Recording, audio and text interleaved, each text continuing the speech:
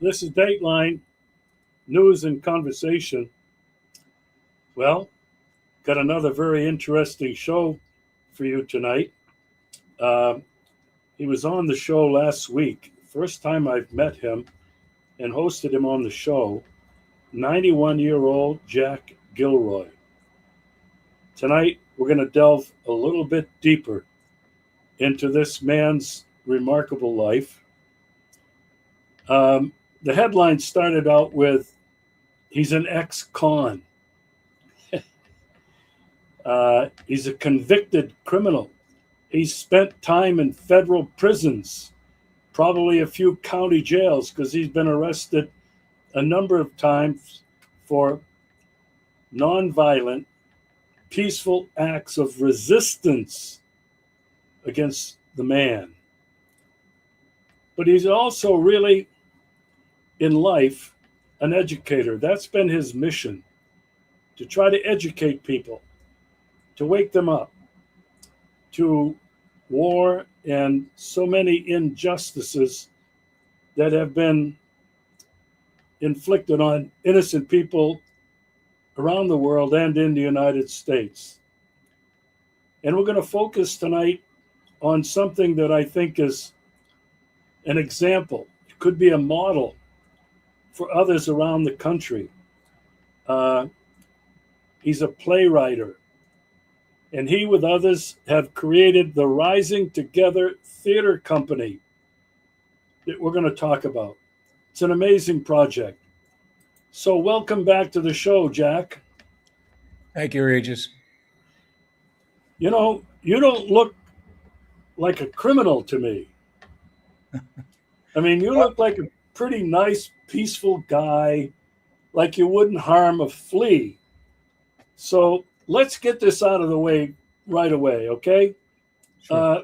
What is it that you did, and what motivated you to get locked up in a federal prison and other, I think, county jails or whatever? So tell me a little bit about that past history, some of the places where you exercised your non-violent acts of civil disobedience. Take it away. Okay, and I'll preface it with something recently said to me by a judge in Syracuse, New York. In fact, his name was Judge Jokel, and this wasn't that long ago. This was because of my crime of attempting to expose the 174th Attack Wing of the United States Air Force that does extrajudicial killing. But I can go into that later on. But you had me just sort of clarify. It's all about education. It's all about trying to get the information out to the people, because we may say that there are a lot of stupid people out there, but I believe the question is ignorant people. They simply don't know. So the judge said to me, Mr. Gilroy, because I had been already convicted, and he was ready to give me a sentence. Mr. Gilroy, he said, uh, your ilk is all in this for just one thing: publicity. And I said, Your Honor, you are exactly right. That is that you have said the exact thing that we are trying to do, to educate people. So should I jump back now then a bit to the earlier days? Uh, well, I don't have the long list of arrests that some people have, including you mentioned Martin Sheen. I don't come up to the Dan Berrigan or the Martin Sheen number, and I've probably been arrested a couple dozen times. But the arrests, I think, date back to action on nuclear energy, and the fact that we had, not too far from the school where I taught, we had the largest storehouse for nuclear weapons in the world, greater than even what the Soviets had at that time in the 1980s, right up until the 1990s. And we tried to expose the fact that they had nuclear weapons there. Each time that we did an action, they would simply make a statement in the media that they neither confirm nor deny the existence of nuclear weapons. And we even talked to people from Texas truck drivers who began to question what they were doing. They were delivering nuclear weapons from Texas all the way up to Seneca, which is above two lovely lakes, Cayuga Lake on one side, Seneca Lake on the other, in an area called Romulus, New York, is where the storehouse was. 14 miles of fence surrounding this particular area. And finally, when the break came, and when we were going to have our peace dividend, that big lie, they stopped storing nuclear weapons there, and they admitted it, yes, that they had them. We actually knew people who had probably died from radiation sickness, young women who worked at the place and very often were turned away from work because radioactivity was so high. They had a radium a counter, a Geiger counter, more or less, on their lapel, and if that turned a particular color, then they were released from work for the day. We know a number of those people, young people, much younger than I, who have died from various forms of cancer. So that was the first actions that I had where I was arrested. But because the federal government did not want this to be blown out of proportion, even local people not too far away from there had no idea what was going on. They refused to bring this to court. And we wanted a court case. We were supposed to. They told us each time that we would go to Rochester for a trial, and it was dropped. It was better that they, see no evil, speak no evil, hear no evil, and so that was their way of getting out of it. Okay, so what what got you locked up in federal prison? And the Mhm. second part of that question is, how long were you in federal prison? And my God, what was that like? Yeah, well, there are people, I want to again say that there are people who served much longer than I did in federal prison. Roy Bourgeois, who I believe you know, was a Catholic priest at that time. He was defrocked years later for defending women and calling for women's ordination. But Roy spent over 4 years in federal prison. I my action was well, number of times. I was probably arrested 5 or 6 times there uh, at Fort Benning, and on the I believe it was the fourth arrest, I was called to trial, and the what we were arrested for was that uh, Fort Benning was the home of the Latin American soldiers who came to Fort Benning to learn methods of warfare, of torture, of interrogation, and what later the journals that were released from the School of the Americas stated was simply assassination. They called it neutralization, but assassination. So, I just want to let people know that locally in this house that I am online right now, and I don't want to have people speaking while I'm speaking. But what happened was that in 1995, the United States refusing to admit that this was a training school inside of Fort Benning, the United States decided that they would make a statement saying that they have never had any situation where there were people who were murdered or the individuals were taught to murder. Can I take a minute and ask people out there in the other room to please stop talking? Um, in 1995, the papers were released from Fort Benning stating specifically that training was taking place that would include psychological training, torture, and even murder, assassinations. That was released in Spanish. It hit the New York Times, it hit the Washington Post, and it was revealed then that we were dealing with a very difficult situation with a bloodbath throughout all of Latin America. Word began to come in as to who it was that killed those nuns. Some people may remember there were three sisters and a social worker who were murdered, raped and murdered in El Salvador. And investigations found out that they were raped and murdered by members of La Escuela de Americas, the School of the Americas, that had a special training base at Fort Benning. And so then, following that, you may remember as well in 1987, the murder of 6 Jesuit priests in San Salvador, in the country of El Salvador, and their house worker and her daughter were all assassinated and murdered. And it was revealed again, they wore patches on their arms of the School of the Americas. And it was documented again that it was the School of the Americas. Later on in El Mozote, El Salvador, hundreds of children and their parents were murdered because they were on the wrong side of the capitalist groups who were in control of El Salvador. Those poor people were on the wrong side, and they were slaughtered in this great massacre of El Mozote. The French international members of the United Nations, led by a French team, came in and actually dug up the graves. And some dramatic film was made by the School of the Americas of little children's clothing and the remains of the children murdered by the School of the Americas.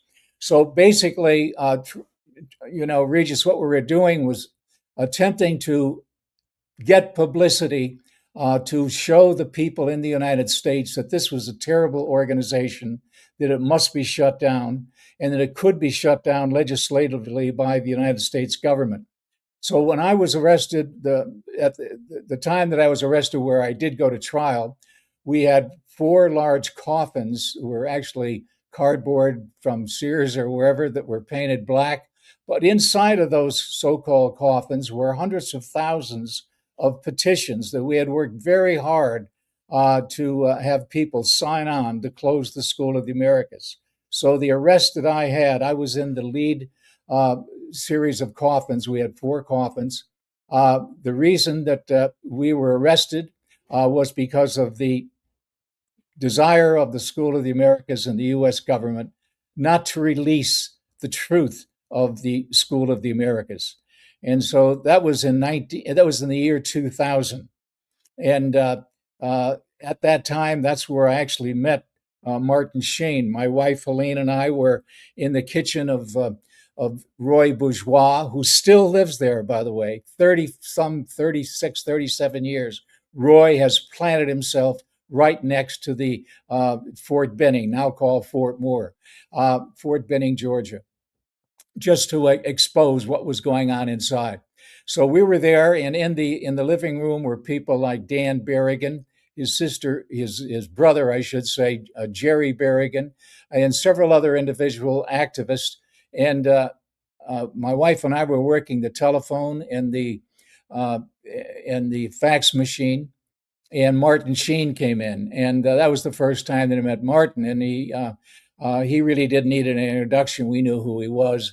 And when he learned that my name was Gilroy, he asked me if my father's name was Frank, and I said yes. And right away, he thought that I was Frank Gilroy, the playwright.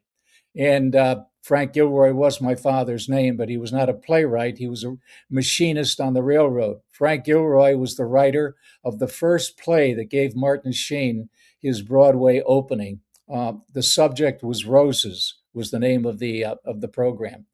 And the subject of Roses then led Martin to a whole series of successful ventures on stage and in the movies.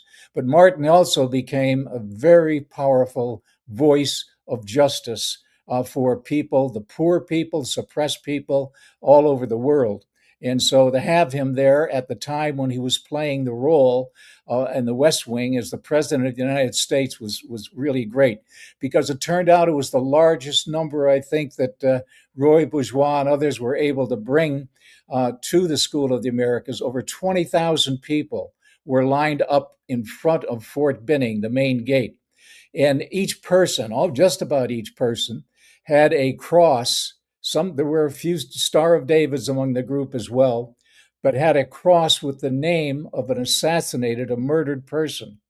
And up on the stage, we had a woman from Chicago with an operatic history and voice, and she would sing out the names of the children and of the adults who were born. Angela Ravira, and age 5, or another person age 32 or 80 or whatever, and people would raise their crosses, their little white crosses, and say in Spanish, presente.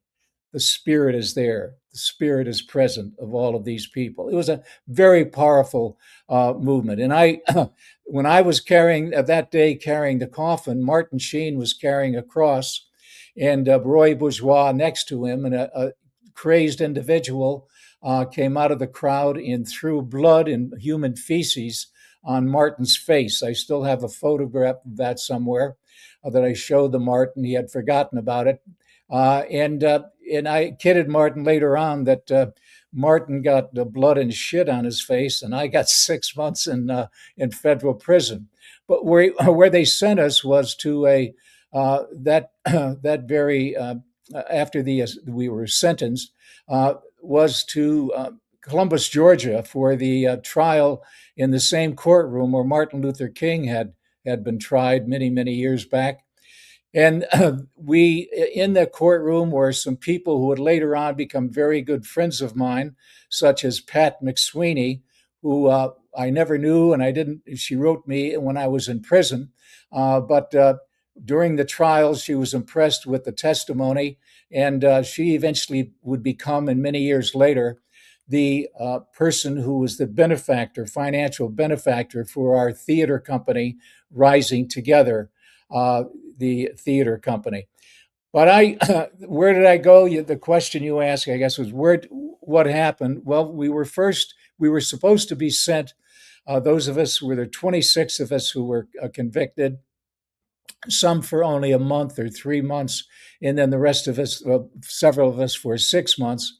And 3 of us refused to pay any fine. So we were immediately after the trial, we were handcuffed and led to the basement of Muskogee County Jail, which we knew that was a pretty bad place, and it was. We were supposed to be sent immediately to a nonviolent camp, but Marshall told us many weeks later that they were going to teach us a lesson, and we wouldn't be doing that again after our experience in Muskogee County Jail. It was a miserable place. It was confined with no light coming in, except there was a little skylight. You could actually see a bit of the sky, but everything else was darkened. Your food was pushed in through a metal opening in the door, and breakfast was they served breakfast at 4:00, and then lunch at 10:00, and then supper at 4:00. And very few people ate. I know I probably lost 30 pounds there. The bologna was often green. We could hear screams during the night. There was definitely horrible things happening. There were 3 of us, and twice a week they would take us bare naked. You'd have to strip down and walk through the hallway, down through a hallway where there was one light hanging over it, and there was a shower. But next to the shower were bars. We didn't have bars, but there were 2 men inside of this cage, and one was definitely an insane man. He barked like a dog and howled like a wolf, all while we heard him when we were going in, we heard him when we were coming out, and you could hear him sometimes at night. It was a torturous thing. Why they were there, I'm not too sure.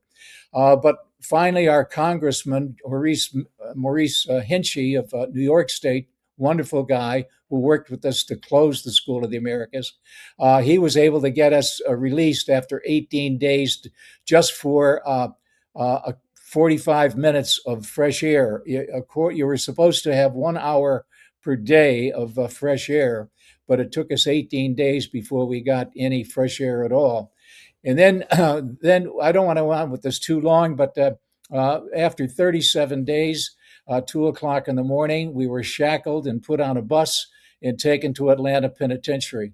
In Atlanta Penitentiary, we were there for about another 2 weeks, and then 2:00 in the morning, stripped and put in a different uniform, strip inspections all the time, but put on a bus. This was a prison bus where you're shackled, your legs are shackled, your hands are chained, and you travel throughout the countryside of South Carolina, Georgia, South Carolina. We didn't know where we were going, but we eventually ended up in Virginia after staying a couple nights. Petersburg, Virginia.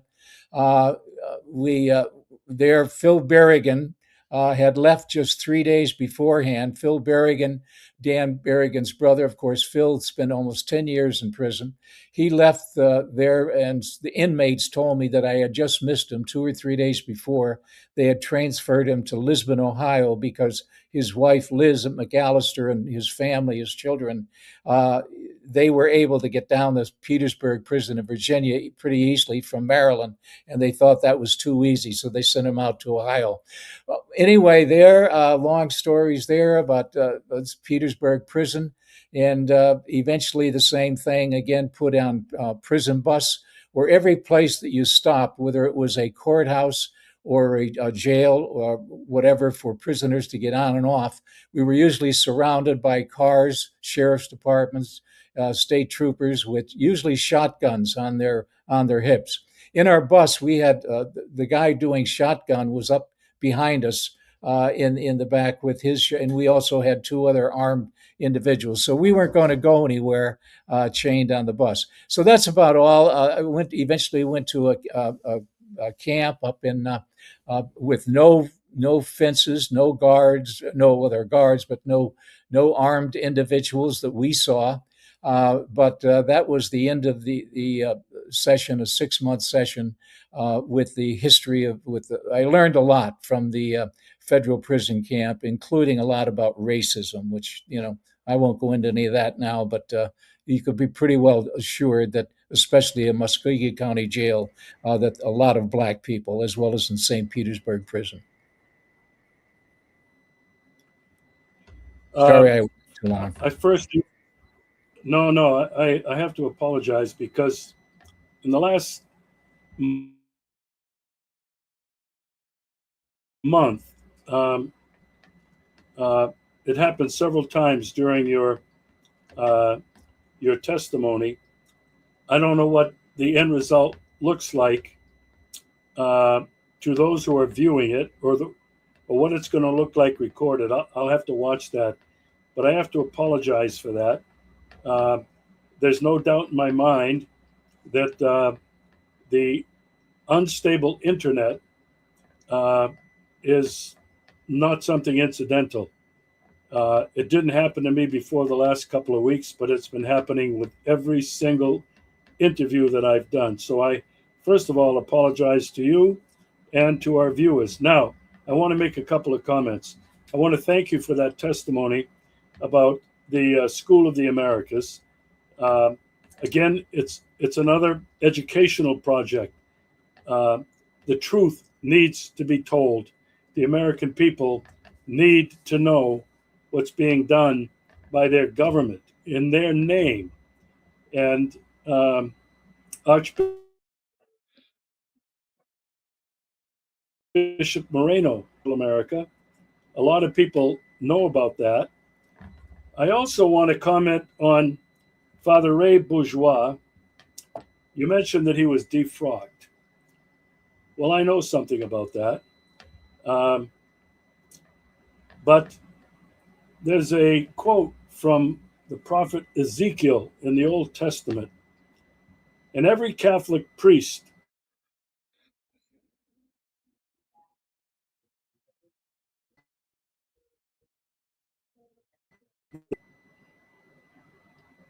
you are a priest forever, according to the order of Melchizedek. The same thing goes for Father John Deere, who was kicked out of the Jesuit order Mhm. and also lost his priestly faculties. To this day, they are priests and they're continuing their priestly ministry. I just wanted to underscore that because these two men and others like the Berrigans um, literally have been put on a cross. They've been crucified because they were following the command of the peaceful, nonviolent Jesus. They firmly believed in that, as do you, and you have throughout your entire life. So I wanted to get that out of the way. I really appreciate you talking about why you were convicted, why you were protesting, and how miserable life was that you and others like you who have been in prison for these peaceful acts of nonviolent resistance against the man, against the system. Now, Jack, I want to move on because I think the most important thing for me that I've learned about you is that you have considered yourself primarily as an educator. In the show that we did last week, you were talking about as a high school teacher who exposed your students to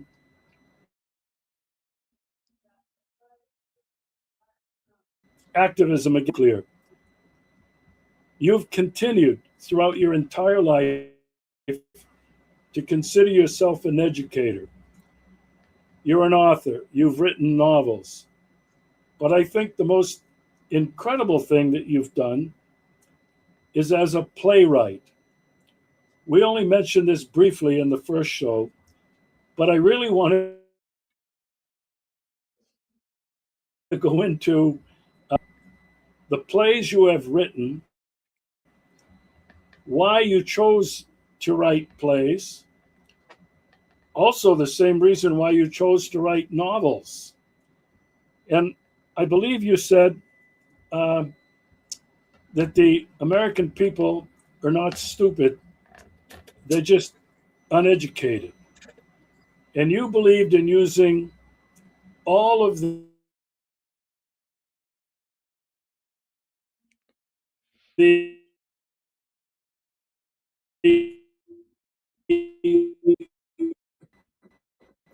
things at your disposal, media, to try to reach people.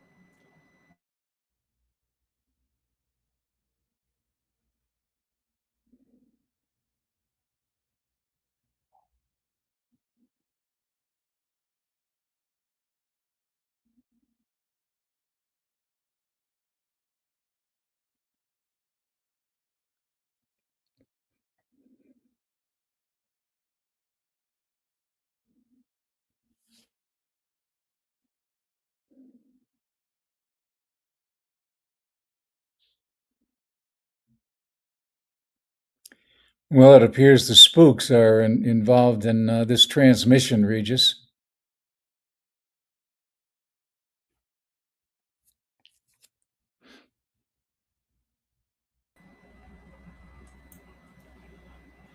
There you go, right at Yeah, a critical moment. yeah. Yeah, right at a critical moment, we get this. And I just have to think that I'm being targeted. Um, I Oh, don't I'm know sure where you from are. or why, but Sure you are. Yeah.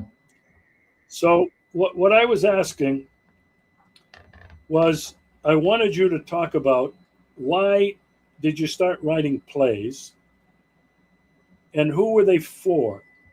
And I don't know whether the audience heard what I said before I all of a sudden disappeared, but you said you believed that the American public were not stupid, that most of them were uneducated, and that you realized you needed to use various media that was at your disposal to try to get to them and to get to different people in the population with things that would attract them and educate them.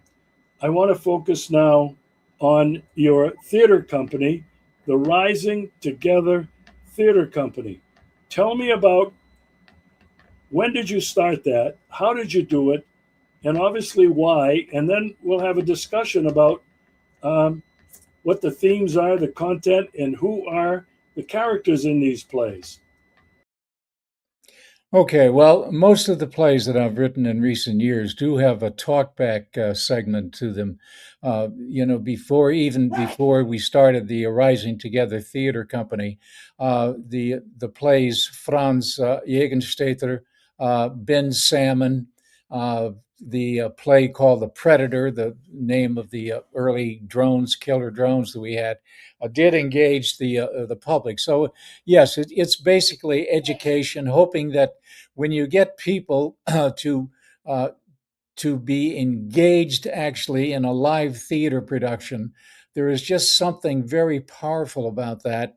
And if they do have the opportunity to let other people know afterwards, such as they do in the talkback, this can radiate out to many, many people. And we feel that we've been able to do that going back from those days when, even in high school, when I wrote plays in high school, especially on apartheid that I told about in the last session that we had with you. I think that this can radiate out to a very large part of the population, with students taking the ideas home and maybe taking the idea for the rest of their lives. But how did I get doing it? I guess it's a sense of justice that almost every play that I've written has to do with injustice. The injustice to Franz Jägenstätter, the Austrian Catholic, the peasant who refused to take an oath to Hitler. That, in fact, was a very important first play because that helped me uh, assist Dr. Erna Putz, who Dr. Erna Putz was the author, or who put together the letters from Franz Jägenstätter and his wife, and eventually wrote a whole book. And she knew that I was working on that play on Franz Jägenstätter, as well as an American playwright out in California who was also beginning to work on Franz Jägenstätter. So I was working with our little play of two very important operations that were going on: what was being written in Austria and what was being written out in California. So my play then, it was very insignificant in those terms, even though it came out long before the wonderful film called A Hidden Life, which is written by Dr. Erna Putz, with it taken over by a woman from California, a writer by the name of Elizabeth Berkeley, and then later by Terrence Malick. Terry Malick, the filmmaker, eventually developed a film that everyone should take a look at on Franz Jägenstätter, which is called A Hidden Life. And that's available online. I think you can, something you have to pay to watch. But so that was the first one. And then after that, of course, it was Ben Salmon. And both Franz and Ben were on my mind when I wrote my novel, both novels, the novel about World War II called Absolute Flanagan, and the novel on Vietnam era called A Wisdom Box. Both individuals were very much people of conscience who refused to train to kill. And because that, of course, they were considered to be enemies of the state. So from that, that was all over with by about 2010. And then I wrote the first play on drone warfare. It was right around that time that we're beginning to learn more about the secret extrajudicial killings of the United States government via drones. And we have one just an hour and a half from where I live right now, but most people in my area have no idea that it's an assassination training base, or that they once were very proud of the fact that they were the leading killers in Afghanistan, the 174th Attack Wing at Hancock Air Force Base in Syracuse, New York. Their target back during the long Afghan war was Afghanistan. So we only can guess, how many hits they made there. So that became not only part of my play, The Predator, which was of 4 women were involved in the play. The drone pilot, her daughter, a senator from New York State, based on Senator Gillibrand, and then an activist, which was a combination of Kathy Kelly and Ann Wright and some other women. So it was four women, and that got around to a variety of locations. We did it in Georgetown, we did it in Georgia, we did it a number of times in Georgia, we did it in Wittenberg College in Ohio, Syracuse University, Binghamton, Cornell. So that had a lot of legs, and where that all goes, we never know, right? We don't know how much we affect individuals, but when you do have a play with the talkback, such as we had in all of those, you do know that you're reaching a lot of people firsthand, and it's not something light like perhaps maybe watching a television show or even a movie. Here you are engaged in real discussion, which of course we badly need. So that's basically what happened until I finally met in New York City on the High Line when I was reading a letter written by Martin Sheen. I had asked Martin if he would write a letter to a judge in Alexandria, Virginia, who was about to sentence Daniel Hale. Daniel Hale was on a crew of drone mission and told the truth of what was happening, the killing of civilians. And for that reason, of course, he was an enemy of the state and put on trial. And he was up for something like 10 or 12 years in prison. Martin wrote this wonderful letter to Judge O'Toole, I guess his name was, in Virginia. And whether it had any effect on his decision or not, we don't know. But Daniel Hale did serve around 40 months in prison, somewhat over 3 years. So that was a bit less than what the judge had planned to give to him. There I met Zul Zolkovich, who was a fellow with a long history of film, who knows theater very, very well. And he asked me about the play that I had, The Predator, and I told him that I had rewritten it now as Reap What You Sow. So before long, he is giving some suggestions. He wrote a few lines here and there. But the bigger thing was that Zul, knowing theater and having tremendous connections in New York City, has become the driving force. I am considered to be chairperson of the group, but there's no doubt about it that Zul is the driving force behind the theater company, which is new, in which every play that we have will deal with justice, and it is Rising Together Theater Company. It's nonprofit. We actually, I suggested that he put his name to the play, Rising Together, or rather, Reap What You Sow hyphen Don't Lose Heart. And that Don't Lose Heart was a suggestion by Zul. And so that is the name of the play. We sold it to our company for $1. There's absolutely no desire for us to make money for ourselves. It's totally volunteer, no profit, money out of our own pocket quite frequently. And so we are dealing now with the next play, which will be an environmental play based now at this present time called Rainforest, based on a 1996 short book on the environment and the destruction of the rainforest. So we're on our way. I have another play called On Thin Ice that possibly in a year or so we might be doing that. We'll discuss more about that, which deals with the shame of living in a culture of the merchants of death, where people know that we are contributing to violence throughout the world, but there's money to be made for it, especially by the billionaires in the arms industry. So that's basically the story behind On Thin Ice. More involved than that, but so we're on our way to a variety of plays in years to come. Hopefully, it'll go far beyond Jack Gilroy and Zul Zolkowicz. The other people we have on our board is Nydia Leaf, whose husband was Paul Leaf, a very famous Broadway producer and movie producer. Last of the Mohegans, for example. And the other person is Pat Elder, and Pat is the director of militarypoisons.org. Amazing guy who has visited military bases worldwide and has told the truth of the poisons that they are doing to our culture. And he is also a major part of Abby Martin, the filmmaker's film, the Earth's Greatest Enemy, about the U.S. military and what they are doing to poison the environment. So that's a bit, I think, a quick summary of what I've been at in playwriting and attempting to inform the public.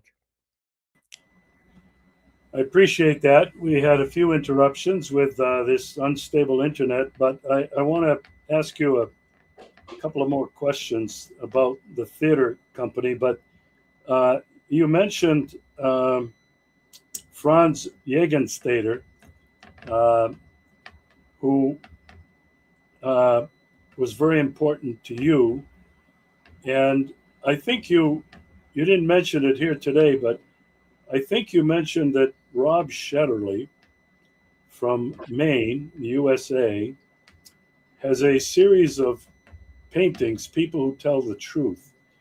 Um, I want to know, did he paint Franz Jägenstätter? But more importantly, I hope that he's discovered you. Was there a painting of you, Jack Gilroy, as a person who tells the truth? Thanks, Regis, and the same for you. You've been telling the truth much longer than I have, and hundreds upon Oh, hundreds of are videos. you But kidding yeah, me? Franz, of course, he's not an American, so he won't make the cut. But yes, Ben Salmon, he did. Rob Shetterly selected Ben Salmon, and I think and people can go online to learn a bit more about Ben Salmon. In fact, right here I have behind me is a portrait that Rob Shetterly did of Ben Sam, and I think you can see it there. Uh, You, that was from a photograph. He had to do the painting from a photograph of when he just got out of prison. He has them. Also, he was a guy who was a laborer, like Franz Jägenstätter. He only had like a 10th grade education, but both of them were brilliant guys, Franz and Ben. But people who are for the people, not for any institution, including a government. two things. You didn't answer my question. Did Rob Shetterly paint you as a person who tells the truth? Well, that would be quite an honor, but I think he probably has a lot more important people on his list. I'm sure he has a very, very long list. But thanks for that, for saying that. I appreciate it. Now, the second thing is, you said I've been doing this kind of work longer than you. That's crazy. You're 91 years old. You've been doing this. I mean, I think since you were a kid, I think you were born with this gene to resist and to stand up for justice, uh, and oppose to injustices, against war, against nuclear, against environmental destruction of our planet. Uh, I'm I'm just kind of really, compared to you, newly arrival here. Anyway, You're uh, just a kid. I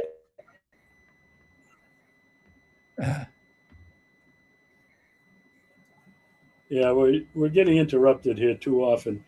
I have to ask you a couple of more questions that I think you've just kind of skimmed over, and I don't want people to take certain things for granted.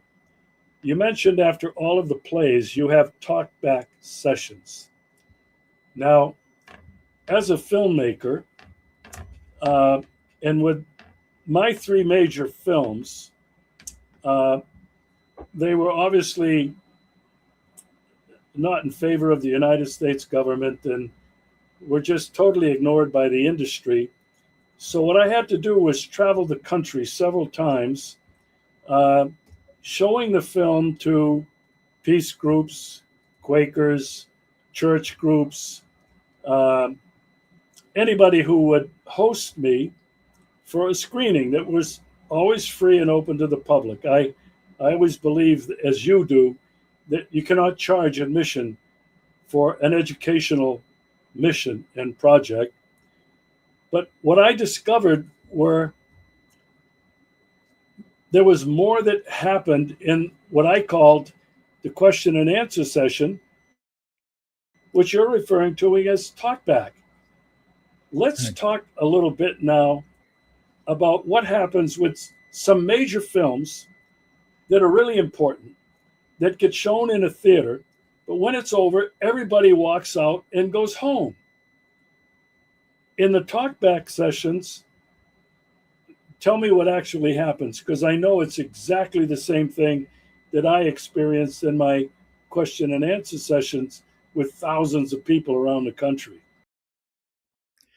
Well, for example, in this play that we have working it now, "Reap What You Sow," "Don't Lose Heart," the mother is a drone pilot and the daughter is a senior at Fordham University, and obviously they have a lot in common. The young woman was, as she referred to herself, pretty much as a military brat, was brought up on a whole series of what we her mother called patriotic duty and duty to her country, etc. And the daughter begins to look beyond that, especially with some courses in peace studies. So when you have talkback, the dialogue that had occurred during the play, and there are also monologues of the mother and the daughter, and what they have to say remains in the mind, in the minds of the individuals in the audience, and just getting questions and comments is not difficult. Our facilitators, and we've had several facilitators, usually have a pretty easy time of getting people to make comments because you have the whole question of patriotism. And what is it about loyalty to a country when you kill people, in this particular case, not knowing anything really seriously about them except being told that they're terrorists, and not being able to have any control over them other than saying no, where most military people will not. They will say yes. They've been taught from the very first time they enter the military to march left and right and left and right. You follow orders. You do what you're told. And so in this play, the concept of morality comes up, and the concept also of moral injury. And we know about moral injury, and people will bring up questions about the huge suicide rate among the U.S. military. And more people have died from suicide after serving than have died in military ventures in the last 60, 70 years. So that comes up, and in the question, these questions then are brought by people on both the right and the left and the center, and we really are anxious or eager to get our play into MAGA country, to get our play into the red states, where people will be hearing some of these comments and ideas, maybe for the first time, or at least have other people in the audience who will give an opposition view. And that has worked. It has worked even in New York City, where we did the play at an experimental theater called the La Mama Experimental Teacher Theater. We did have people who brought up the usual World War II. World War II had to be just. And the question of just war is very big because the mother was a Jesuit university graduate in our play, Reap What You Sow. And the daughter is going to a Jesuit university, Fordham University. The mother went to Santa Clara in California. And the mother is a widow because her husband, Sean Golden, was a Marine who was killed in Fallujah, was killed in Iraq, and is considered to be pretty much of a hero in the minds of the mother. But the daughter, of course, loved her father. She was only a little girl when he died. She is just struggling with this idea as she learns about the immorality of the Iraq War, the horror of the Iraq War, the horror of all the wars that the American system is able to push on the public. So talk back is good in that sense. That at least people leave the theater maybe asking themselves a bit more about what they had thought as being correct, maybe feeling that they have somehow had somewhat of a conversion to one idea or the other. But at least it's better than just simply leaving a theater and not being able to comment. I appreciate that, Jack. What you've been able to do is extremely important. Is getting people to watch something which is so impressionable. It's not like reading. It's much different than reading a book or even watching an interview like this, talking about something, but actually watching something live, like what you're doing, or a movie, which is very engaging and providing information that people have not been familiar with before. Uh, it's absolutely fantastic, Jack, and I take my hat off to you for that. I got another very important question before we finish. You're talking about your theater company. Who the heck? I mean, who's in the company? You're a nonprofit. Uh, from what you're saying, you don't have professional actors. Do you have a permanent group uh, that is part of your theater company? Well, yeah, Who's in these plays? How do you pull this off? yeah. Well, I think in New York City, you'd have to ask Zool Zokowitz, because Zool does much of the work in New York City. I'm 3.5 hours away from the city, so we have our team in upstate New York does dramatized readings. Although the actors pretty much know the lines by now, they've done so many dramatized readings. But Zool has props. He has been able to come up with a set where it's a real show in our greater metro New York area. You're talking about a place where there are multi millions of people, whereas we have a relatively small population in the valley that I live in. So we search out the Syracuse and other cities nearby to take our play. But in New York City, Zool has a team, and they are professional. The woman who plays the mother in the role has actually played on Broadway. The daughter has plays the role as the daughter, has been in multiple shows. They are not, full time actors. They both the one woman is a professor at a university, and the other gal, I'm not sure exactly what she does, but she can't make a living off the money that we pay them, because it's a small sum. They have to really like what they're doing, and they love their roles. They love the play, and they love the roles. So it's comfortable in the sense that we need only two actors, but we do need a facilitator. And so we have been able to find some excellent facilitators for the talkback, college professors, and David Swanson, who I think you know is the director of World Beyond War. David did one just a month or so ago down at the Catholic Worker, where we've had several shows at the Dorothy Day's Catholic Worker in downtown New York. We've had students on one occasion at Manhattan University do the talk back, and that's a good idea if you can get college students who are able to handle that with other younger people. And so we have two, in a sense, we have two teams. We have that really professional show team with props and in theater settings, and then we have our team that does dramatic readings, but they're so good. Our two women, they are really professional. Both of the people that we have up here, both Lisa, for example, Lisa Dutcher is a person who has been in theater for probably 30, 40 years and a real pro. And so she is able to be a key person. We have a woman who was formerly an actor in New York City by the name of Narani O'Shaughnessy. And Narani worked in theater for probably 25, 30 years in New York City. She now lives up here nearby, and our gift is that she has come on as the director and as the facilitator. And you do need directing. I've seen Narani in rehearsals, stopping and suggesting and asking and getting people to really feel about their role and why they are saying it in the tone that they're saying it, why the inflection, why the pause. All of that eventually becomes part of the play, and you need that kind of direction. So we now have a situation where we have a tape of the play.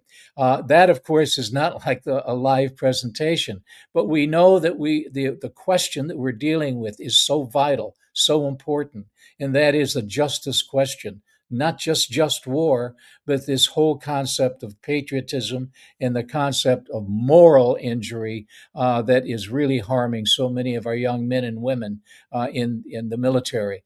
So these issues now are going to be available for high school students and college students. And who is going to introduce this as a good thing? It's going to be Martin Sheen. We have Martin Sheen now, who gives this wonderful introduction as to why this play is worth listening to in a high school social studies class or university class that could be history, theology, sociology, philosophy, or whatever. It brings up vital human questions that must be considered and must be answered. So we believe that once we get this out by this fall, to high schools and to universities and colleges, that high schools will need only 2 sessions to do it. One session for the play, and the other session would be the talkback.